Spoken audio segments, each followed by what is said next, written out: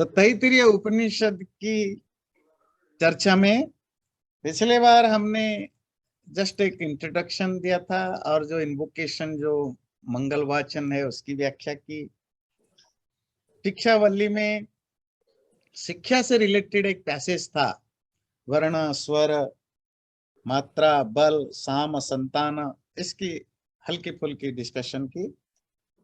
अब शिक्षावल्ली के जो नेक्स्ट टॉपिक है जो कि बहुत सिंबॉलिक और इंटरेस्टिंग है वो है संगीता। उसकी हमने थोड़ी सी चर्चा की थी, आज दोबारा उसी को शुरू करेंगे। सहनौ यशः सहनौ ब्रह्म वर्चसम् अथ संहिताया उपनिषदं व्याख्यास्यामः। विषय आरंभ होने से पहले, सब्जेक्ट आरंभ होने से पहले दोबारा गुरु और शिष्य की प्रार्थना। नौ हम दोनों का, षष्ठी द्विवचन, हे प्रभु हम दोनों का यश फेम बढ़े। सहनौ ब्रह्म वर्चसम, हम दोनों का जो ब्रह्म तेज है, जो स्पिरिचुअल ब्रिलियंस है, वो भी बढ़े। इसी प्रार्थना के साथ आरंभ करते हैं। अतः इसके बाद हम आरंभ करते हैं संहिता का सार या उपासना की व्याख्या करेंगे। संहिता पिछले बार बताया था, एक से अधिक चीजों की जो कॉम्बिनेशन है उसको संहिता कहते हैं, या जस्टापोजिशन, दो अलग अलग चीजों को मिलाने को व मिला हुआ चीज को संहिता कहते हैं। और ये दोनों अलग अलग चीजें जो मिले हुए हैं तो रैंडमली नहीं या वैसे ही नहीं मिले हुए हैं, वो अपोजिट होने पर भी जिनके मिलना जरूरी है, ऐसे मिलन को संहिता कहते हैं। उसी संहिता का जो उपनिषद है, जो समरी है, जो सार है या जो उपासना है, उसकी व्याख्या करेंगे। और वो संहिता पंचसु अधिकरणेषु, 5 अलग अलग चीजों से रिलेटेड बताएंगे। कौन है वो 5 चीजें? अधिलोकम अधिज्योतिषम अधिविद्यम अधिप्रजम अध्यात्मम। अधिलोक, लोक कहते हैं वर्ल्ड, एक संहिता या एक यूनिटी जो लोक से रिलेटेड है, वर्ल्ड से रिलेटेड है। अधिज्योतिषम, दूसरी संहिता ज्योतिष अर्थात जो लुमिनियस बॉडीज है, जो चमकीले प्रकाश देने वाले बॉडीज हैं, जैसे तारे सूरज आग आदि, उनसे रिलेटेड है। अधिविद्यम, तीसरी संहिता विद्या नॉलेज ज्ञान से रिलेटेड है। अधिप्रजम, प्रजा अर्थात क्रिएशन क्रिएचर, उससे रिलेटेड है। अध्यात्मम, पांचवा जो शरीर से रिलेटेड है या सेल्फ से रिलेटेड है। ध्यान रखिए, उपनिषद के ऋषियों की एक स्टाइल है, सब कुछ को वो 2 कैटेगरी में बांट करके बात करते, ब्रह्मांड और पिंड। ब्रह्मांड जो एक्सटर्नल है, जो मेरे से बाहर है, सारा दुनिया। पिंड जो मेरे अंदर है ना, जो इंटरनल है वो पिंड, और जो एक्सटर्नल है वो ब्रह्मांड। ब्रह्मांड का लिटरेरी मीनिंग है यूनिवर्स, पिंड का लिटरेरी मीनिंग है बॉडी, यूनिवर्स एंड बॉडी। और सब चीजों को वो यूनिवर्स के कॉन्टेक्स्ट में और सेल्फ या बॉडी के कॉन्टेक्स्ट में बात करते। ये जो इंटरेस्टिंग चैप्टर अभी सब्जेक्ट आप पढ़ने जा रहे हैं, 5 यूनिटी यूनियन, और ये उनमें से 2 यूनियन है जो ब्रह्मांड से रिलेटेड है। अधिलोक एक यूनिटी या कंपोजिशन जो वर्ल्ड से रिलेटेड, दूसरा कंपोजिशन लुमिनियस बॉडी प्रकाश, प्रकाश से रिलेटेड है। 3 जो संहिता है वो इंटरनल है, जिसमें एक विद्या नॉलेज, दूसरी प्रजा जो बच्चे पैदा होते हैं, बच्चों से रिलेटेड, तीसरा है अध्यात्म जो सेल्फ से रिलेटेड, खुद से रिलेटेड। जो कंपोजिशन या कॉम्बिनेशन या यूनियन जो भी कहिए, जिसको आप संहिता कहते हैं, संहिता के लिए क्या जरूरी होती है? कम से कम एक से ज्यादा चीजों की जरूरत है जो मिलेंगे तो कुछ होगा। तो देखिए सृष्टि की अलग अलग लेवल पर संहिता को देखिए। ता महासंहिता इति आचक्ष्यते, ये जो 5 यूनियन या कॉम्बिनेशन की डिस्कशन करेंगे वो ग्रेट यूनियन या सबसे बड़े संहिता के रूप में जाना जाते हैं। तो सबसे पहला लेंगे अथ अधिलोकम, वर्ल्ड या संसार से रिलेटेड। इनको ध्यान से देखिए। पृथ्वी पूर्व रूपम, द्यौरुत्तर रूपम, आकाशः संधिः, वायुः संधानम इति अधिलोकम। पृथ्वी जहां पर हम टिके हैं, जिस धरती पर टिके हैं, द प्लैनेट, वो उस यूनियन का पहला फर्स्ट फॉर्म है। द्यौः उत्तर रूपम, जो आकाश है, जो स्काई है, वो लेटर फॉर्म है, बाद का बीच फॉर्म है। आकाश संधि, इन दोनों के बीच में जो लिंकिंग फैक्टर है वो आकाश है, मतलब स्पेस है।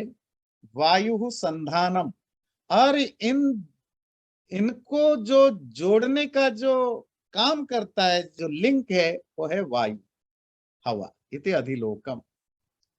ओके, इनको समझते हैं।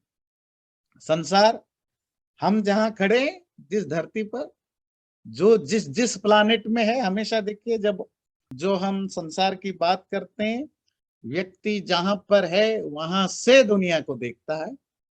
तो हम पृथ्वी पर है, तो पृथ्वी, ये जो लोक संगीता है, जो यूनियन ऑफ वर्ल्ड्स हैं, उसमें पृथ्वी फर्स्ट फॉर्म है, क्योंकि हमारे लिए तो पहली जानकारी धरती से है। जो द्यौलोक है, द्यौ कहते हैं जहां लुमिनियस बॉडीज, नक्षत्र वगैरह है, उसको देवलोक कहते हैं। सिंपल भाषा में जिसको आप आकाश कहते, स्काई कहते। वो उत्तर रूप है, वो सेकेंड फॉर्म है। तो जैसे दो चीजें हैं, एक धरती है, एक आकाश है, इन दोनों के बीच में कनेक्टिंग फैक्टर एक होना चाहिए, कनेक्शन, उसको आकाश कहते हैं या आपको इंटरमीडिएट स्पेस कहते हैं। इन दोनों के बीच में कनेक्शन करने, जो कनेक्टिंग फैक्टर है, जो लिंक करता है, वो वायु है, एयर है। तो पृथ्वी, प्लैनेट, स्काई, इन दोनों के बीच में है स्पेस। और इन सबको कनेक्ट कौन कर, किसके द्वारा हम कनेक्टेड है? वायु के द्वारा। तो ये है लोक संबंधित, द संगीता composition related to the world. ये एक संगीता। दूसरी, अथाधिज्योतिषम अग्नि पूर्व रूपम, आदित्य उत्तर रूपम, आपः संधिः, वैद्युतः संधानम इति अधिज्योतिषम, अथाधिविद्यम आचार्यः पूर्व रूपम, अन्तेवास्युत्तर रूपम, विद्या संधिः, प्रवचनम संधानम इत्यधिविद्यम। अथ, इसके बाद, अधि रिलेटेड टू ज्योतिषम। अब ज्योतिष के रिलेटेड, ज्योतिष क्या होता है? ज्योति ही, ज्योतिषी मतलब लुमिनियस बॉडी, जो प्रकाश करने वाले पिंड है, उनको ज्योतिष कहते हैं। जो ज्योतिष शास्त्र आप जानते हैं, उनको ज्योतिष शास्त्र क्यों कहते हैं?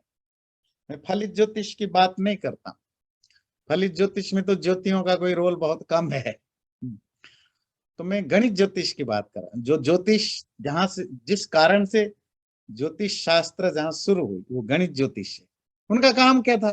वो एस्ट्रोनॉमिकल स्टडीज को ही ज्योतिष कहा जाता था। एस्ट्रोनॉमिकल स्टडीज मतलब जो स्टार्स की जो मूवमेंट है ना, या लुमिनियस बॉडी की जो मूवमेंट है, उनको स्टडी करना, उससे रिलेटेड जो स्क्रिप्चर या टेक्स्ट बने, उसको ज्योतिष कहा जाता था। और उस स्टडी के लिए आपको मैथमेटिक्स की बहुत जरूरत थी। तो एंशिएंट भारत में, प्राचीन भारत में गणित का जो आविष्कार हुआ, जो मैथमेटिक्स की जो आविष्कार हुआ, वो एस्ट्रोनॉमिकल स्टडीज के रिलेटेड है। तो इसीलिए प्राचीन काल के जो गणित शास्त्र हैं, मैथमेटिकल जो टेक्स्ट बुक्स हैं, वो सारे के सारे ज्योतिष शास्त्र से कनेक्टेड थे, जितने भी वैदिक ज्योतिष हैं। जब हम यूरोपियन कल्चर से फैमिलियर होने लगे, ग्रीक कल्चर में या और भी बहुत सारे यूरोपियन और मिडिल ईस्ट कल्चर में, ये जो फोरकास्टिंग करना, फ्यूचर को बताना, हाथ देख करके बताना, इनके कांटेक्ट के आने के बाद हमने उनको अडॉप्ट किया। अडॉप्ट करके फिर हमारे यहाँ जो एस्ट्रोनॉमी था, ज्योतिष, उसके साथ भी फिर जोड़ करके इसको डेवलप किया। बाद में उस ज्योतिष को फलित ज्योतिष कहा गया। फलित ज्योतिष मतलब ऐसा ज्योतिष जो आपके फ्यूचर, डेस्टिनी, पास्ट आदियों को बताता है, जो कि बहुत बाद में भारत में आया। और उन लोगों ने ऐसी जाल बुना कि इंडियन लोग अपने रियल ज्योतिष का किसी ने नाम भी नहीं सुना। आज ज्योतिष के नाम पर सब समझते हैं कि यही ज्योतिष है, जो हाथ देखने वाला, जो विवाह से पहले जो जो पत्रिका मिलाने वाला, इसी को ही ज्योतिष समझते हैं। पर ये ज्योतिष नहीं है, ये बहुत बाद में हमने यूरोपियन लोगों से अडॉप्ट किया। इसका इंडियन कल्चर में इसका कोई स्थान ही नहीं था, इंडियन टेक्स्ट बुक में भी कोई स्थान नहीं था। वो जो स्थान था वो गणित ज्योतिष, और उसका नाम ज्योतिष इसीलिए पड़ा था, वो ज्योति से रिलेटेड टेक्स्ट बुक है। ज्योति एस्ट्रोनॉमिकल थिंग, जो लुमिनियस बॉडीज है, स्टार्स की मूवमेंट, वो सब जिसके बेस पर आपकी कैलेंडर्स बनते हैं, जिसके बेस पर आपकी जो टाइम यूनिट्स बनते हैं, ये सब चीजें ज्योतिष। तो अधिक ज्योतिष में भी उन्हीं ज्योतिष से रिलेटेड जो कॉम्बिनेशन है उसकी डिस्कशन है। तो कौन कैसे ज्योतियों का कॉम्बिनेशन है, ज्योति समझ में आया ना। ज्योति किसको कहते हैं? ज्योति मतलब प्रकाश, लुमिनियस बॉडीज। पहला जो फर्स्ट फॉर्म है वो अग्नि है। क्यों? देखिए, जो हमसे फैमिलियर है हम उन्हीं को पहले लेंगे ना। अग्नि मतलब आग, फायर, ये पूर्व रूप है। आदित्य उसी ज्योति का एक दूसरा फॉर्म है। आदित्य मतलब सूरज, सूर्य। सूर्य उसका सेकंड फॉर्म है। आपह संधि, ये जो सूरज जो देवलोक में रहता है, आकाश में रहता है, आग जो हमारे आसपास होता है, इन दोनों के बीच की जो जो लिंकिंग है वो आपह, पानी, बादल है ना। क्योंकि सूरज भी पानी को लेकर जाता है, आग के कारण भी वो जाते हैं। तो आग और सूरज के बीच की जो लिंकिंग है फैक्टर है वो आपह। और इनको कनेक्ट कौन करता है? वैद्युतः, विद्युत, जो लाइटनिंग है, जो बिजली चमकती है बादलों की गड़गड़ाहट से, वो जो बिजली है, लाइटनिंग से रिलेटेड जो ज्योति है, जो लाइट है, वो संधाना, वो लिंकिंग फैक्टर है, वो जो जोड़ता है। ध्यान रखिए, इसमें चार ज्योति की बात की। एक ज्योति, ज्योति समझ में आ गया, प्रकाश। आग जो आपसे हमसे रोज रिलेटेड है, वो पूर्व पहला साइड है। जो अपर साइड है वो सूरज है। इन दोनों के बीच की जो कनेक्टिंग फैक्टर है वो पानी है, पानी बादल आदि के रूप में। और उसके कारण जो एक सूरज और धरती के आग, इन दोनों के बीच की जो लिंक करने वाला फैक्टर है वो वैद्युत मतलब लाइटनिंग, जो बादलों से जो चमकती हुई बिजली है वो लिंक है। अब तीसरा है विद्या से रिलेटेड संगीता। विद्या नॉलेज, ज्ञान। अथाधिविद्यम आचार्य पूर्व रूपम। आचार्य जो सिखाने वाला है, आचार्य, वो उसका पहला हिस्सा है, फर्स्ट पार्ट है।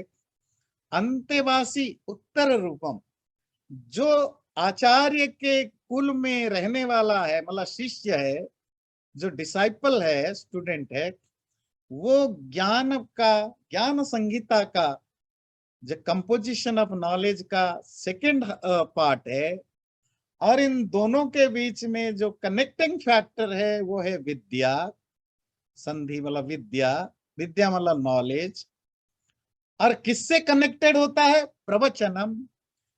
टीचर्स का, आचार्य का जो स्पीच है, जो लेक्चर है, जो वो बोलता है, वो कनेक्ट करता है। ये अधिविद्य संगीता है, ये विद्या से रिलेटेड कंपोजिशन है। तो क्या हुआ? ये एक कंपोजिशन जो नॉलेज या ज्ञान से कनेक्टेड है। तो कोई भी चीज कंपोजिशन से ही बनता है, कहने का भाव है। तो ज्ञान में क्या कंपोजिशन है? जो फर्स्ट पार्ट है, ज्ञान के लिए सबसे पहले किसकी जरूरत है? गुरु की, आचार्य। दूसरी किसकी जरूरत है? शिष्य की, शिष्य। शिष्य को यहाँ अंतेवासी कहा। अंतेवासी प्राचीन काल में शिष्य गुरु के अंतःपुर में, उनके अपने गुरुकुल के, या बहुत बहुत प्राचीन काल में तो बहुत गुरुओं का अपना कोई गुरुकुल भी नहीं था, वो अपने घर में पढ़ाते थे। तो बच्चे उनके घर में आकर रहते थे। तो जो गुरु के घर के अंदर रहकर, क्या गुरुकुल के अंदर रहकर रहते थे, उनको अंतेवासी कहा। तो आज की भाषा में शिष्य या स्टूडेंट। तो टीचर जो है वो नॉलेज का जो कंपोजिशन है उसमें फर्स्ट पार्ट है। स्टूडेंट जो है वो सेकंड पार्ट है। इन दोनों पार्ट्स के बीच में कौन लिंक का काम कौन करता है? ज्ञान, नॉलेज। नॉलेज हट जाए, ना तुम आचार्य हो ना मैं शिष्य हूं। नॉलेज ही है ना जो आचार्य को, एक व्यक्ति को आचार्य बनाता है, एक को शिष्य बनाता है। एक सीकर है जो जानना चाहता है, जिसको पता है जो बताता है। तो इसमें लिंक कौन करता है इनको? प्रवचनम। प्रवचन, प्रवचन का अर्थ क्या है? Speech, lecture. जो टीचर जो बोलता है, जो एक्सप्लेन करता है, जो इंटरप्रेट करता है, जो बताता है, वो इनको कनेक्ट करता है। तो फिर क्या निकलती है? विद्या। जैसे ज्योतिष के बारे में बताया, जैसे लोक के बारे में बताया, इसी तरह विद्या। क्लियर हुई? ये बड़ा इंटरेस्टिंग है। अथाधिप्रजम माता पूर्व रूपम पितोत्तर रूपम प्रजा संधि प्रजननम संधानम इत्यधिप्रजम। अथ, इसके बाद, अधिप्रजम, प्रजा से रिलेटेड कंपोजिशन है, उसकी चर्चा करेंगे। प्रजा क्या होता है पहले समझ लेते हैं। प्रजा कहते हैं क्रिएचर, जो पैदा होते हैं उनको प्रजा कहते हैं। प्र उपसर्ग है, प्रीफिक्स है, प्रकर्षण जायन्ते। जायन्ते पैदा होना। जो भी पैदा होते हैं उनको प्रजा कहते हैं। हम अपने माँ बाप की प्रजा हैं, ठीक है? हमारे बच्चे हमारी प्रजा हैं। तो प्रजा मतलब क्रिएचर, जो भी क्रिएटेड होते हैं, पैदा होते हैं, प्रजा। तो प्रजा से रिलेटेड जो कंपोजिशन या जो यूनियन है वो कैसे होता है? इसमें माता पूर्व रूपम, माता फर्स्ट पार्ट होता है इस कंपोजिशन का, माँ। पिता सेकंड, उत्तर रूपम सेकंड फॉर्म होता है। और इन दोनों के बीच की जो लिंकिंग फैक्टर है कौन है? उनके बच्चे, प्रजा, क्रिएचर। और बच्चे पैदा होते कैसे हैं? बच्चा पैदा होने की लिंक क्या है? प्रजननम, the process of birth. Procreation की जो प्रोसेस है उसको, वही है, लिंक है, इति अधिप्रजम। बात समझ में आई? तो दुनिया में जो भी प्रजा है उसमें भी संहिता है, वो भी संहिता या कंपोजिशन है। इसमें माँ एक फैक्टर है, पिता एक फैक्टर है, और दोनों फैक्टरों को बीच की जो कड़ी है वो है प्रजा, उनकी संतान या जो प्रोजेनी है। और वो प्रोजेनी आती कैसे है? जो वेरी इंटरेस्टिंग, अंग्रेजी का देखिए प्रोजेनी, आज संस्कृत में प्रजन। ध्यान दे रहे हैं? प्रजा, प्रजन, प्रजनन। देखिए अंग्रेजी में कैसे शब्द जाता है, कितने क्लोज का कनेक्शन है। वो जो प्रजनन मतलब जो प्रोक्रिएशन है, पैदा होने की जो प्रोसेस है, वो लिंक है। इससे प्रजा बनती है। जैसे ज्ञान की संगीता, लोक की संहिता, ज्योति की संहिता, ऐसे प्रजा की संहिता या प्रजा। ये वही 4 संहिता। अब 5वां संहिता देखेंगे, अथाध्यात्मम। अब हम अध्यात्म, आत्मा का मतलब ध्यान रखिए, बहुत बार हम चर्चा कर चुके हैं। हर शब्द हमेशा एक ही अर्थ में यूज नहीं होता। यहाँ आत्मा का अर्थ सोल नहीं, सेल्फ से रिलेटेड, निजता, अपने से रिलेटेड एक संहिता है। अधरानु पूर्व रूपम, उत्तराहनुरुत्तर रूपम, वाक् संधि जिह्वा संधानम इति अध्यात्मम। अधराहनु, हनु कहते हैं चिन, थोड़ी, जो नीचे का थोड़ी है, जो लोअर चिन जो है, फर्स्ट हाफ है। उत्तर हनु जो अपर जॉ है, वो सेकेंड पार्ट है। अर्थात नीचे की थोड़ी और ऊपर की थोड़ी, इन दोनों को मिलाने वाला कौन है? किससे वो मिलते हैं? वाक, वाणी, जो आप बोलते हैं। और इनको कनेक्ट कौन करता है? जीवा। जीवा इनकी इंस्ट्रूमेंट है जोड़ने का। तो अध्यात्म से यहाँ क्या भाव हुआ? जो बात बोली जा रही है, पहले जमाने में लिखने की तो व्यवस्था नहीं थी ना, everything has to be uttered. तो जो कुछ बोली जा रही है, मैं या आचार्य जो बोल रहा है, वो उसकी अपनी चीजें हैं। वो कैसे बोलता है उसको डिफाइन करते हैं, उसी के लिए अध्यात्म दिया। ये जो लोअर जॉ है, ये वाली, ये फर्स्ट पार्ट है पूर्व रूप, और जो ऊपर की जो थोड़ी है चिन्ह है, ये उत्तर रूप। इन दोनों को कनेक्ट कौन करता है? वाणी। जब हम बोलते हैं तो दोनों में कनेक्शन होता है। और वो वाणी कैसे बोली जाती है? क्या उसकी इंस्ट्रूमेंट है? जीव, जीवा। तो इस तरह ये वाणी से रिलेटेड, ये जो अध्यात्म है, या स्पीच या वाणी से रिलेटेड संगीता है। इस तरह 5 संगीता या कंपोजिशन या यूनियन की बात की गई। समझ में आया? एक लोक, लोक मतलब संसार, जो सारी दुनिया नहीं, जिससे मैं कनेक्टेड हूं। दूसरी ज्योति, प्रकाश, लाइट। तीसरी विद्या की कंपोजिशन। चौथी प्रजा, जो प्रोजेनी है, संतान, उसकी कंपोजिशन।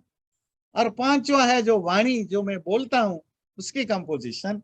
इस तरह 5 कंपोजिशन या संगीताएं हैं। तो ये इनको महासंगीता या ग्रेट कंपोजिशन। य एवं एता महासंहिता व्याख्याता वेद। ये जो 5 ग्रेट कंपोजिशंस, ये 5 बड़ी संगीताओं की जिसकी व्याख्या की गई है, जिसको एक्सप्लेन किया गया है, जो इन 5 संगीता को वेद जानता है। संधीयते प्रजया पशुभिः, वो प्रजाओं से कनेक्टेड होता है, अर्थात उसके बच्चे होते हैं। पशुभिः, वो पशुओं का भी मालिक होता है। ब्रह्मवर्चस्वेन, जो स्पिरिचुअल रेडियंस से, जो ब्रह्म तेज है, उससे भी जुड़ता है। अन्न आदि, अनाज आदि, जो फूड, ग्रेन आदियों से भी जुड़ता है। सुवर्गीण लोकेन, और अच्छे, जो अच्छी चीजें हैं, वो उन सब चीजों से भी वो जुड़ता है। इति तृतीय अनुवाक। ये तो अनुवाक मतलब एक सब चैप्टर पूरा हुआ। तो क्या भाव है? जो इन 5 संगीताओं को ठीक ठीक जान देता है, ये 5 संगीताओं में जो कुछ बताया गया, उन वो सब उसको प्राप्त होता है। जैसे कि पहली क्लास में हमने डिस्कशन किया था, तैत्तिरीय उपनिषद, तैत्तिरीय आरण्यक का एक पार्ट है, 7, 8, 9 अध्याय। और आरण्यक क्या है? यज्ञ से रिलेटेड व्याख्या, इंटरप्रिटेशन या एक्सपोजिशन जिन ग्रंथों में हुआ है ब्राह्मण, उनका एक अंश है। और आरण्यक में भी उन यज्ञ या कर्मकांडों का एक तरह के स्पिरिचुअल एक्सपोजिशन बात कही गई है।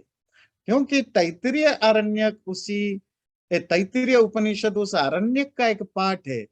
तो उसमें जो यज्ञ यज्ञ की जो कंसेप्ट और यज्ञ जो होता है वह होता था, उसमें एक काम्य यज्ञ भी होता था। मतलब आप यू आर डूइंग यज्ञ फॉर ए सर्टेन डिजायर और विश, आपके कुछ इच्छाओं को पूरी करने के लिए। तो वो क्योंकि ये भी यज्ञ से रिलेटेड काफी मंत्र आपको मिलेंगे, तो इसीलिए आपको इसको करने से ये प्राप्ति होगी, ये इसका आपको उल्लेख मिलेगा।